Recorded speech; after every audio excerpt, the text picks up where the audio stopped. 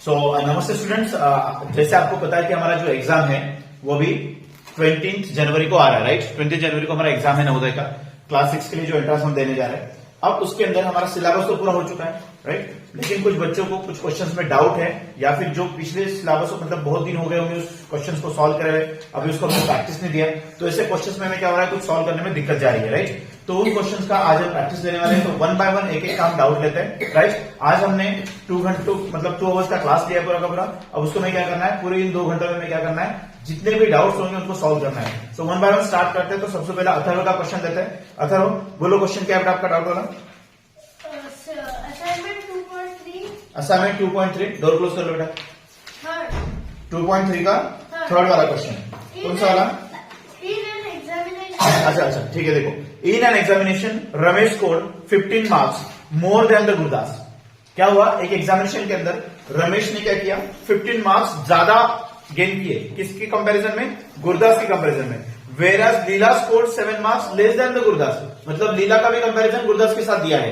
देखो, रमेश ने क्या किया, गुरदास से 15 मार्क्स मोर मतलब ज्यादा स्कोर कर लिए, और लीला ने 7 मार्क्स लेस स्कोर कर लिए। और हमें पूछा है if there total score is 83 then find the marks of Gurdas. अब इस एग्जांपल में हमें क्या हो सकता है, इस टाइप के क्वेश्चन में हमें कभी क्या बोलते हैं कि गुरदास के मार्क्स ढूंढो, या कभी बोलेंगे रमेश के ढूंढो, या कभी बोलेंगे लीला के ढूंढो। हम तीनों के ढूंढ के आपको दिखाएंगे, राइट। बट इस क्वेश्चन में हमें किसके मार्क्स पूछे हैं?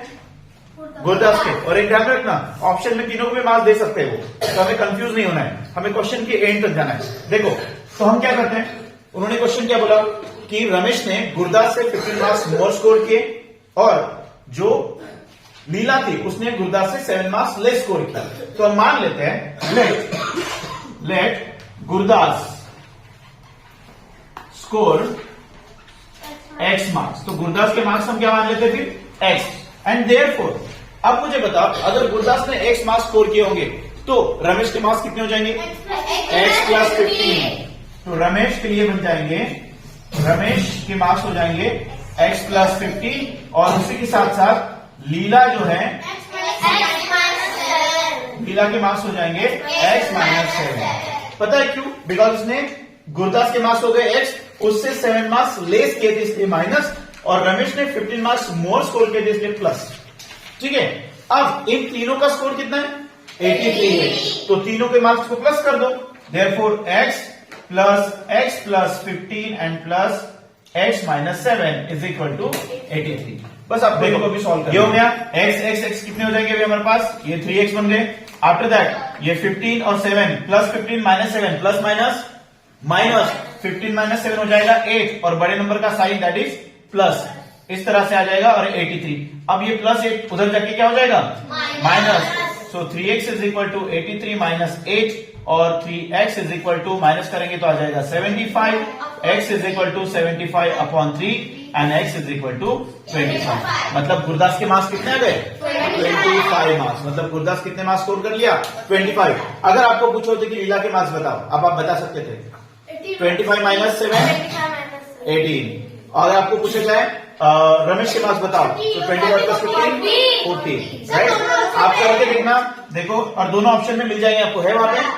यस, वो हमें कंफ्यूज करते हैं। देखो, तो 40 प्लस 25 और इसके 18, तीनों का सम करके देखोगे तो देखना बराबर 83 आ जाएगा, राइट, जो उन्होंने हमें क्वेश्चन के अंदर देके रखा है। That means our answer is correct. अब देखते हैं सेकंड क्वेश्चन। आर्या, क्वेश्चन बताओ आपका क्या है? वन बाय वन लेते हैं। वेट, असाइनमेंट 2.1 का सेकंड। अच्छा, a cricketer has an average of 28 runs in 24 innings, and how many runs must he score in 25th inning to make his average 29? देखो, average वाला क्वेश्चन है। A cricketer has an average of 28 runs, right? एक cricketer है, उसने total 24 innings खेली, मतलब 24 matches खेली, उसने बैटिंग की, और उसके अंदर उसने क्या किया, 28 रन उसका एवरेज आया। एवरेज समझ में आता है ना? मतलब सबका मिलाकर 28 से डिवाइड कर दिया।